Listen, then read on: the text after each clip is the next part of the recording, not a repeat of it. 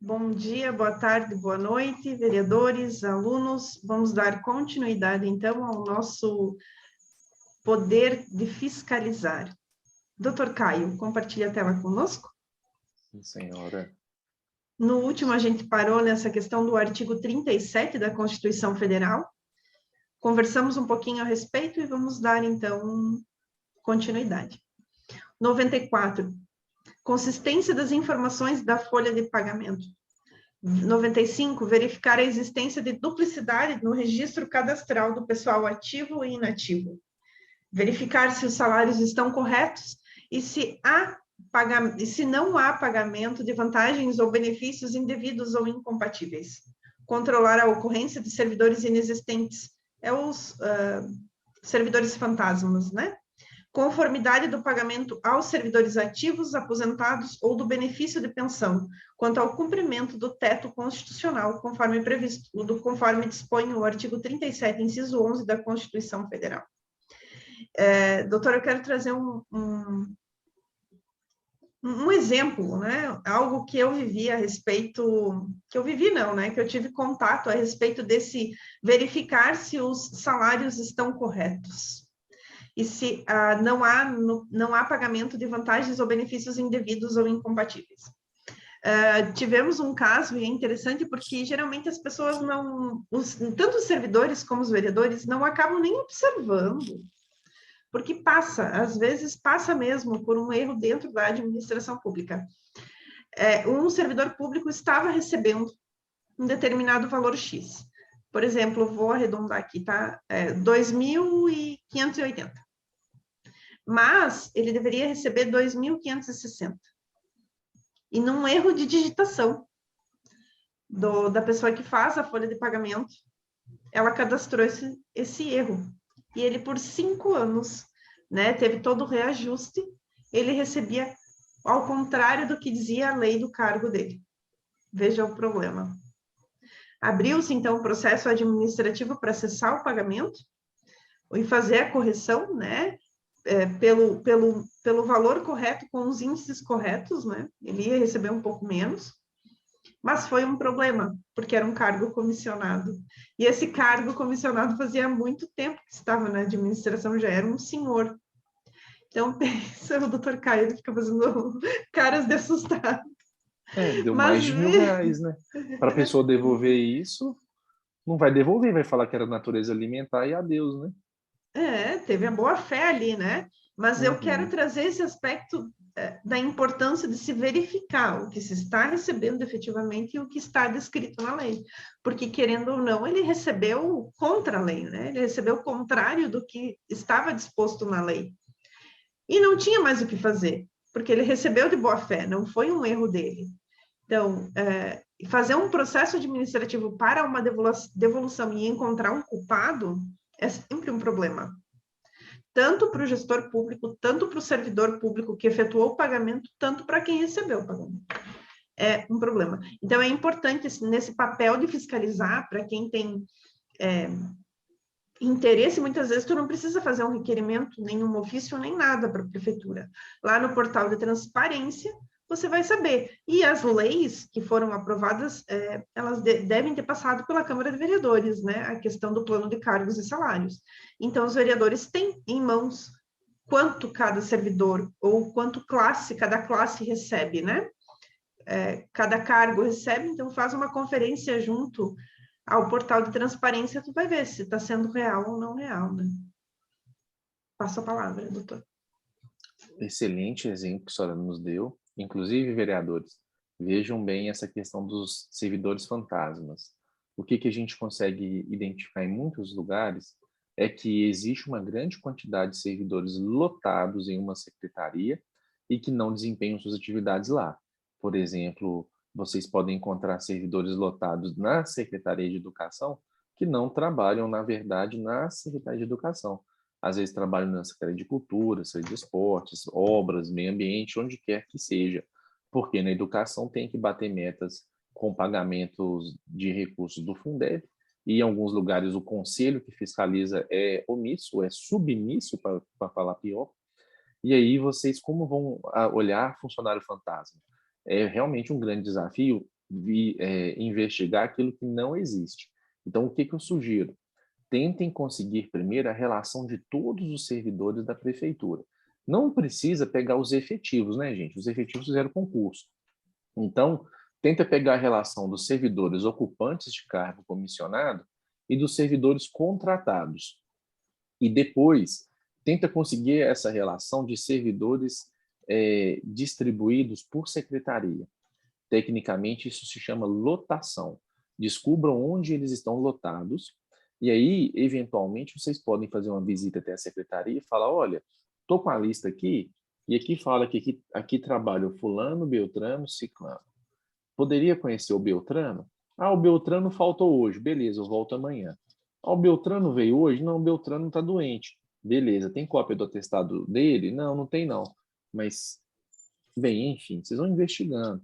Se a pessoa não existir, ela não vai estar lá quando vocês forem. E isso pode ser a maneira de você pegar. Se ela faltou, depois você pede cópia do espelho de ponto dela. Verifica se aquela falta foi lançada. Porque se ele faltou o dia que você esteve lá, ele não poderia receber por aquele dia, ou vai descontar de um saldo de férias, um banco de horas extras. Enfim, ficam aí essas sugestões. Podemos avançar, doutora Priscila? Podemos. Só um instante, por gentileza. Estamos quase acabando os tópicos. Só que não acabamos sem tese. Então, o nosso compromisso era até o 100, né, doutor? Era 100 Isso. tópicos. E teve gente que duvidou, que não daria 100 tópicos, não, hein? Eu acho que dá até mais. Sim, Mas vamos lá.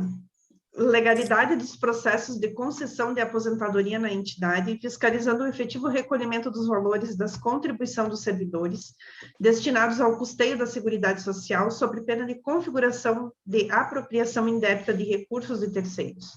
Legalidade dos pagamentos de adicionais e de benefícios, bem como indenizações diárias, ajuda de custos, fiscalizando se a utilização das indenizações foi em objeto de serviço e se as normas internas foram respeitadas. Inclusive, nós conversamos sobre isso já, né, doutor? Numa das aulas do nosso curso, aqui desse projeto, né, desse papel de fiscalizar, essa questão da Seguridade Social, dos servidores públicos. Sim, doutora. Só chamar atenção para os vereadores a respeito desses pagamentos de adicionais ou de benefícios, bem como as indenizações. Para que uma pessoa receba, por exemplo, uma função gratificada, esse servidor tem que ser efetivo. Efetivo, gente, não quer dizer estável necessariamente. Efetivo é aquele que prestou concurso para um cargo efetivo e que foi nomeado por aprovação em concurso público. E ele, então, é um servidor efetivo e ele poderá receber um adicional, uma função gratificada. E aí, o que acontece? Muitas vezes, ele não faz nada além do que ele já fazia antes. Ele só foi agraciado com essa remuneração adicional porque ele apoiou o prefeito, porque ele estava no lugar certo na hora certa, né? Balançou a bandeira do prefeito, emprestou um carro para a campanha, emprestou um espaço para uma reunião na campanha, fez algum favor e recebeu em troca isso. Só que lembrando que o prefeito não pode usar a máquina pública para ficar satisfazendo aí os seus interesses particulares ou político-partidários. O interesse público é para que a cidade, os recursos públicos, eles sejam usados no interesse da coletividade. E aí uma dica que eu passo para vocês é o seguinte: fiscalizem o uso de diárias, o uso de horas extras. O que é diária, por exemplo? A diária é um valor que o servidor tem como direito quando ele se desloca a serviço da sede do seu local de trabalho, sem ser com frequência. Foge da rotina dele, não é da rotina dele o deslocamento da sede do local de trabalho, mas ele se desloca a serviço. Então, ele vai ter direito a um valor que vai cobrir despesas com alimentação e hospedagem, em algumas cidades, de acordo com as regras, também com transporte. E aí, muitas vezes, essas diárias elas são pagas sem nenhum relatório. Ninguém sabe onde que a pessoa foi, que dia que ela foi, que dia que ela voltou. Então, façam aí, dão uma olhada na nossa plataforma. A gente tem lá no nosso banco de projetos de leis vocês que têm assinatura ou que se matricularam no curso do Método Legislar terão acesso a alguns projetos. Enquanto estive vereador, apresentei um projeto que obrigava a publicar no Diário Oficial do município um extrato. Sempre que houvesse o pagamento de diárias, tinha que ter um extrato avisando quem que viajou, que dia que foi, que horas que foi, que dia que voltou, que horas que voltou, aonde foi, o que que foi fazer lá, como que foi a reunião, etc. E o pagamento de horas extras também é fundamental, porque tem que olhar, não é proibido pagar horas extras não, gente. Mas para pagar hora extra, a hora extra, tecnicamente, ela é serviço extraordinário, ou seja, fora da normalidade. Se a pessoa está recebendo hora extra, em tese, é porque ela trabalhou além do que foi combinado. Só que como que uma cidade vai pagar horas extras se não tem nem controle de ponto? Então, em muitos lugares, o prefeito manda pagar hora extra para quem é amiguinho dele, para quem ele quer agraciar novamente, né? Isso tudo é improbidade, gente. Ele quer agraciar alguém que apoiou na campanha, ele manda pagar mais horas extras no contra-cheque, mesmo que a pessoa não faça horas extras.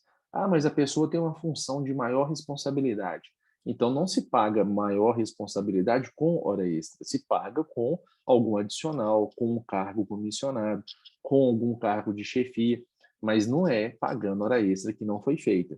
Fiscalizem isso, também apresentei um projeto, enquanto estive vereador, nesse sentido, que obrigava a prefeitura a publicar no Diário Oficial do município um extrato com o tanto de horas extras que foram feitas por mês em cada secretaria. Com isso, a gente constrangeu a ponto de reduzir bastante o que se gastava com horas extras no meu município. Meu município tinha um orçamento na ordem de 100 milhões de reais por ano, gastava por mês 50 mil só com pagamentos de horas extras. Certamente, a gente conseguiu constranger e dar uma melhorada. Doutora Priscila, vamos caminhar aqui mais um pouquinho? Vamos lá. 101. Verificar o conjunto de políticas, planos e metas estabelecidos à área de recursos humanos pela Prefeitura. Isso compreende cobrar da Prefeitura a existência de programas de desenvolvimento e capacitação técnico-profissional dos recursos humanos. Fiscalizar a adequação do programa de capacitação desenvolvido no município, com as efetivas necessidades de treinamento, tendo em vista o perfil técnico-profissional da força de trabalho. Cobrar à Prefeitura a celebração de convênios ou a inscrição em programas estaduais ou federais de capacitação e fortalecimento, como aqueles desenvolvidos pela CGU. Eu acho extremamente importante, apesar de não pensarmos sobre isso, né, que é a questão da capacitação técnico-profissional dos servidores públicos. Muitas vezes eles estão ali, e isso acaba manchando um pouco a imagem da administração pública. E eu não vou dizer nem se é só um pouco, tá? Eu acredito que é bastante, porque o servidor, ele se acomoda, né? Então, o trabalho acaba não sendo a contento. E falo também, né, não só na questão dos comissionados, porque a gente está pensando no aspecto político, mas também na questão dos cargos efetivos, né, doutor? Que muitas vezes o cargo efetivo, eu me acomodo no meu cargo, então não preciso mais me preocupar em me capacitar para me entregar o melhor trabalho para a administração pública. Passo a palavra, doutor. Então, doutora Priscila, a senhora mencionou que a Controladoria Geral da União fornece alguns cursos, né? Lembrando também a todos vocês aí que existem exceções. Pela minha experiência na administração pública, inclusive completei 15 anos esses dias atrás, eu percebi que a maior parte dos servidores veste a camisa, a maior parte dos servidores, independente de ser contratado, ser ocupante de cargo comissionado ou efetivo de modo geral, eles trabalham com afinco. O problema decorre muitas vezes quando não existe liderança do alto escalão, quando falta ao funcionário uma orientação clara, quando a chefia tem medo de definir diretrizes, e aí o funcionário não tem espaço para dar sugestões. Uma das questões que eu vejo que mais desmotiva servidores públicos é quando eles identificam potenciais de melhorias e levam sugestões para seus chefes que não as recebem, não os escutam. Então, eles acabam falando o seguinte: quer saber? Daqui para frente eu vou fazer só para no edital mesmo, porque eu tentei dar sugestões e nunca fui ouvido. E existe um processo que vai fazendo o servidor dar uma desanimada. Não acontece com todos, felizmente, graças a Deus, mas é bom lembrar que na Constituição está escrito que o governo federal, bem como estadual, tem a obrigação de criar as escolas do legislativo. É uma obrigação, mas nada impede que o município também crie, e aqui eu quero mostrar para vocês um convite de um projeto que eu e a doutora Priscila desenvolvemos, que é a nossa plataforma, né, pessoal? Do vereador sensato. Vocês que estão aí estudando, fiquem sabendo que a Câmara e a Prefeitura podem assinar a nossa plataforma e terão direito a todos os vídeos que eu e a doutora Priscila gravamos, além de um encontro todas as semanas e também uma vez por mês um curso de pelo menos 4 horas, aulas, além de outras vantagens que tem aí já no nosso material. Então, enfim, é muito importante a capacitação da perspectiva da administração, mas também é bom lembrar que o servidor ele precisa ser valorizado pela experiência e pela formação dele. Então, alguém que passou no concurso em 2005, de lá para cá já mudou muita coisa. Então, ele tem que se atualizar. Não necessariamente ele vai conseguir correr atrás, vai ter recursos para pagar o seu curso, a sua formação, mas a administração tem que preocupar com isso por alguns motivos. Um deles é reter os talentos. Muitas vezes, funcionários muito bons largam o serviço público por causa de R$ 50, R$ 60 a mais na remuneração, eu já vi na prática, que vão receber em outro local, e essa pessoa às vezes tinha uma experiência vasta que fazia muita diferença na administração pública, mas por uma falta de incentivo, de estímulos, a pessoa não tinha vontade de continuar trabalhando. Então, a gente tem que lembrar que serviço público é vocação, não é todo mundo que está apto a desempenhar atividade no setor público mesmo, isso é questão de perfil, mas depois que a pessoa passa na prova, ela não pode ser largada e achar que ela vai ter condições de fazer todas as tarefas sem a devida capacitação.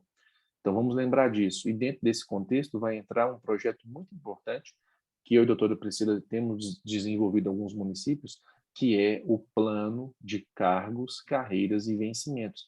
Precisamos criar isso no município para valorizar a experiência e a formação dos servidores. Então, já caminhando para o finalmente aqui, doutora Priscila, vamos encerrar esse bloco rapidamente aqui antes da gente falar sobre educação, pode ser? Pode ser.